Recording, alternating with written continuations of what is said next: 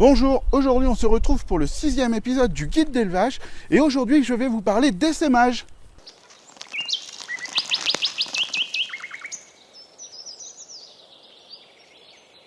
Soit vous avez une idée de l'espèce que vous cherchez et là allez sur internet, regardez des fiches d'élevage afin de vérifier dans quel lieu vous pourrez trouver la petite demoiselle que vous cherchez, soit vous n'avez pas une idée exacte de la colonie que vous recherchez, je vous conseille un repérage un peu plus général des lieux qui seront autour de chez vous. Une fois que vous avez trouvé la colonie de l'espèce que vous cherchez, prenez une photo de l'endroit où vous avez trouvé cette colonie, notez l'endroit sur une carte pour retrouver facilement et pas perdre de temps à rechercher la colonie lorsqu'il y aura un orage. Regardez aussi la fiche d'élevage correspondante à l'espèce de votre colonie afin de pouvoir voir à quoi ressemble la reine et aussi les paramètres qu'il lui faudra au départ pour pouvoir pondre dans des bonnes conditions. D'ailleurs, ça fait quelques années que je surveille une colonie de Camponotus herculeanus qui niche dans cette souche, qui est bien abîmée par le temps. Allez, venez, on va regarder ça de plus près.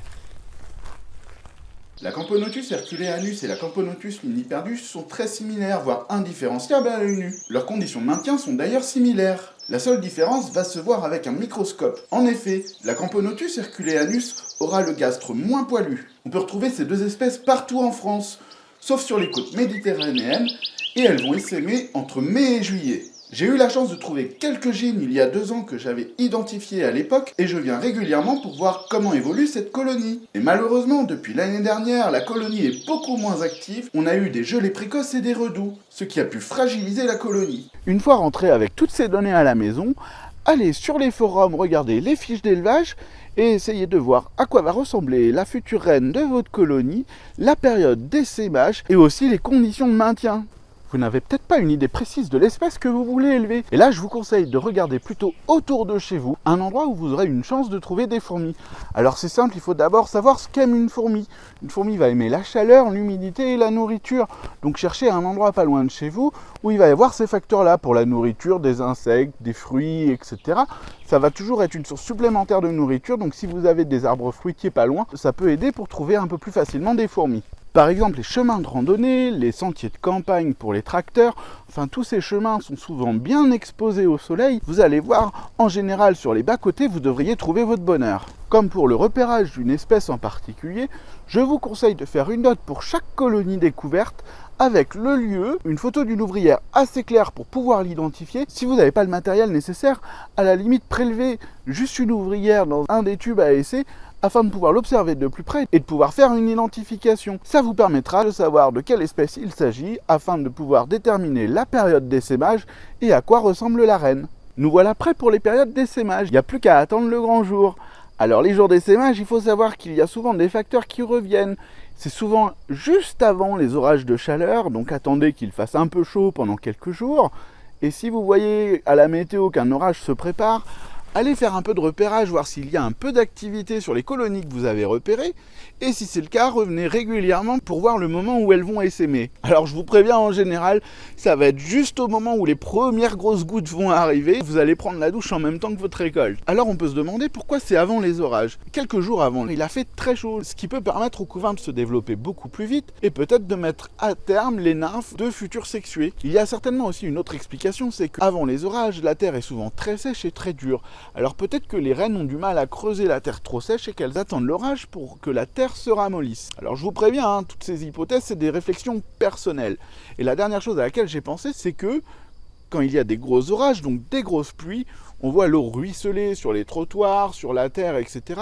Et peut-être que ça permet aux fourmis de voir quelle zone va être inondée ou pas pour être à l'abri pour fonder sa future colonie. Alors, pour l'identification, je vous conseille de prendre une photo de la fourmi dans sa globalité. En plus, il va vous falloir compter les segments des antennes. Donc prenez une photo aussi de la tête de la fourmi la plus nette possible. Alors je sais, on est souvent très mal équipé pour cette partie-là, et malheureusement, même sur les groupes, si vous ne fournissez pas certains détails, on ne pourra pas vous aider pour l'identification de vos fourmis. Si vos photos sont suffisamment nettes, je vous mets la fiche d'un site pour l'identification de vos fourmis ici et en description. Sur ce site, vous pourrez vous-même identifier soit à partir d'une ouvrière, soit à partir d'une gîne, l'espèce de fourmi que vous auriez trouvée. Il va falloir suivre des petites étapes, c'est plutôt bien expliqué. Plus vous serez précis, plus vous aurez une idée précise justement de l'espèce que vous aurez trouvée. Et comme ça, vous pourrez aller sur la fiche d'élevage correspondante à cette espèce. D'ailleurs, On va voir ce qu'il va nous falloir, histoire de ne pas chercher dans tous les coins le jour de l'orage quand on va se dire « mince, j'ai oublié, il faut que je prenne ci, il faut que je prenne ça ». Donc moi je vous conseille de préparer une petite sacoche essaimage. Pour votre sortie essaimage, je vous conseille de prendre en premier un aspirateur pour insectes. Alors je vous ai fait un petit tuto, je vous mets le lien ici et en description. Donc voici l'aspirateur à insectes. On aspire par ici, la fourmi rentre. Hop, par là, il y a une petite grille pour pas aspirer de la poussière, et voilà. Je vous conseille de prendre aussi une boîte hermétique pour mettre dedans, voilà. Dedans, je mets mes tubes, un pinceau et du coton propre. Pour le coton, ne prenez pas celui de la salle de bain. Souvent, il y a les vaporisations, des parfums, et le coton peut être plutôt toxique pour nos fourmis. Achetez plutôt un sachet de coton que vous allez stocker, par exemple, dans votre chambre, dans un tiroir, et que vous allez utiliser que pour vos fourmis. Alors, pour les tubes à essai, je conseille de prendre des tubes à essai en plastique pour vos essaimages, parce que pour l'observation au quotidien, c'est vrai que les tubes à essai en plastique vont avoir des reflets et vous verrez moins bien vos fourmis. Prenez des tubes à essai en plastique pour les essaimages et des tubes en verre pour vos tubes de fondation. Le coton va vous servir pour faire des bouchons. Ça sert à rien de mettre un gros bouchon trop tassé parce qu'il faut qu'elle puisse respirer, la demoiselle. Si vous pensez que vous allez rester un peu plus longtemps, je vous conseille aussi de prendre une bouteille d'eau et vous pouvez mettre une petite goutte d'eau sur le bouchon qui permettra à votre fourmi de s'abreuver. Alors pour le bouchon, ça sert à rien de trop tasser, c'est juste histoire qu'elle ne s'échappe pas et puis qu'elle puisse respirer surtout le temps de la mettre dans son tube de fondation définitif. Malheureusement, c'est pas encore la saison des essaimages, donc j'ai pas pu vous récolter une petite reine pour la vidéo. Mais voilà, vous pouvez du coup tenir votre petite reine jusqu'au retour chez vous. Si vous avez la possibilité, peut-être que l'aspirateur à insectes ne sera pas nécessaire et qu'un simple pinceau avec des poils très souples pour attraper votre gine suffira. En lui présentant le tube à essai et en la guidant avec le pinceau, vous lui éviterez le passage par l'aspirateur à insectes qui est quand même pas forcément agréable. Nous voilà prêts pour notre première sortie essaimage. Surtout gardez cette petite boîte de côté, prête pour le grand jour, et guettez la météo, car même un petit orage peut être signe d'essaimage.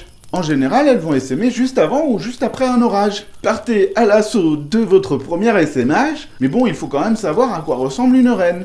Donc en général, vous avez dû le voir, une reine va être un peu plus grosse que les autres, elle va avoir un gastre beaucoup plus dodu que le mâle, elle va avoir le thorax assez proéminent, tout comme un mâle d'ailleurs, mais elle va avoir une tête beaucoup plus grosse que la tête du mâle. Si elle n'a plus ses ailes, à l'endroit où elles étaient, il y a ce qu'on appelle les cicatrices ailaires, et elles ont un autre signe distinctif, c'est qu'elles ont ce qu'on appelle l'ocelle, c'est un œil au milieu du front. Donc pas forcément très visible à l'œil nu, mais avec un bon appareil photo, ça devrait suffire. Il y aura certainement quelques mâles morts au sol, car après l'accouplement, les mâles meurent. Ils ressemblent souvent à des petits moucherons, ils sont déjà plus petits que la gine, ils ont la tête plus petite, et la fin du gastre est en aiguillon plutôt que rond. Bien entendu, vous pouvez aussi surveiller une gine que vous venez de voir se poser et voir si elle va enlever ses ailes pour être certain qu'elle soit fécondée. Car même si la tentation est grande de prélever toutes les gines que vous trouverez, y compris celles qui ont des ailes, malheureusement, 80% des gines que vous aurez ramassées ne seront pas fécondées et peut-être qu'elles auraient pu être fécondées par la suite et qu'elles ne s'étaient juste pas encore envolées. Donc surveillez une gine en particulier si vous voulez et vérifiez qu'elle est prête à enlever ses ailes avant de la capturer. En général, vous devriez en ramasser plusieurs. Si vous ne pouvez pas vous en occuper, ça sert à rien de les prendre car en plus, elles ont une chance de pouvoir créer une nouvelle fondation dans le secteur et du coup, vous aurez encore plus d'essaimage dans le secteur. Donc pour les autres années, ça ne sera que mieux. Vous pouvez être tenté de prendre un raccourci, c'est celui de trouver une colonie déjà établie aux alentours de chez vous. Alors c'est pas une très bonne idée, car en général une colonie acclimatée aura du mal à s'adapter chez vous. En plus vous avez peu de chances de tomber sur la gine. En général la gine va se cacher au plus profond de la fourmilière, donc vous allez tuer des milliers d'ouvrières pour trouver une potentielle gine, donc c'est vraiment pas utile. Et si vous soulevez des gros cailloux, vous risquez en soulevant un caillou, déjà de créer des éboulements, donc de faire vraiment du tort à la colonie, et sans avoir la chance de trouver de gine. Vous risquez de retarder un essaimage, et vous aurez encore moins de chances de trouver des reines par la suite. Soyez patient, ça sert à rien de vouloir aller trop vite. Quelques jours après un essaimage, alors vous pouvez soulever à la limite des petits cailloux, car les gines venant d'essaimer vont trouver le premier abri. Et bon, un petit caillou, il y aura peu de chances que vous créez un effondrement. Et vous aurez peut-être la chance de trouver votre première gine. Mais voilà, évitez d'aller regarder dans une colonie mature si vous allez avoir la chance de trouver une reine. Ça va pas vous donner grand chose. Et en plus, vous réduisez vos chances dans les années futures de trouver des gines. Donc, soyez patients. Si tout s'est bien passé, il n'y a plus qu'à aller mettre ces petites dames dans un beau tube de fondation. Promis, je vous fais un tuto sur les tubes de fondation très bientôt. Très rapidement, un tube de fondation, c'est de l'eau, un coton humide et un coton pour le bouchon. et à un petit endroit du coup où votre reine va pouvoir habiter. Je vous conseille de poser votre tube sur quelque chose qui absorbera les vibrations, car les rennes sont très sensibles au départ et du coup elles risqueraient de manger le couvain en cas de stress. Donc moi personnellement je fais des petits supports comme ceci, donc c'est du béton cellulaire, je creuse une petite gouttière ici pour poser le tube et je mets des petits patins sur le dessous. Je vous conseille aussi de mettre de l'aluminium autour de votre tube, comme ça s'il y a des variations de lumière autour, ça ne perturbera pas la pompe de la gine et le début n'ira que plus vite. D'ailleurs dans ce tube, il y a la reine Messor Barbarus dont j'ai pu vous parler, qui a continué son petit bout de chemin. Pour le moment, il y a une larve et une petite grappe d'œuf. Donc voici mademoiselle. J'espère que vous la verrez à l'image. D'ailleurs, elle vient de prendre la larve entre ses mandibules. Je ne vais pas l'embêter plus longtemps, je vais la remettre à l'abri de la lumière. Je vous conseille d'ailleurs de faire pareil. Mettez cette petite chaussette d'aluminium autour de votre tube, posez votre tube dans un coin sombre et aux bonnes températures, et laissez-la le plus longtemps tranquille.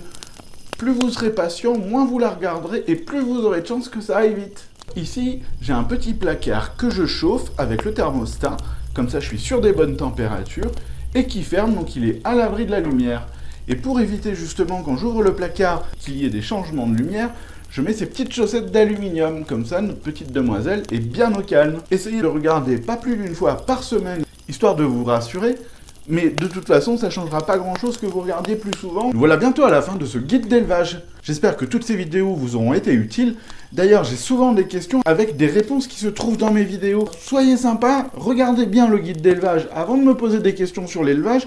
Il y aura peut-être la réponse à votre question. Dans le cas contraire, je me ferai un plaisir, bien entendu, de répondre à votre question. Nous, on se retrouve sur la page Facebook dimanche à 20 h pour le live, où je vous ferai un petit bilan sur les calendriers d'essaimage. Je vous ferai aussi un petit tour des colonies, et bien entendu, je répondrai à vos questions d'élevage. Sinon, on se dit à jeudi pour une nouvelle vidéo, et c'est pas la petite bête qui va manger la grosse. Quoique.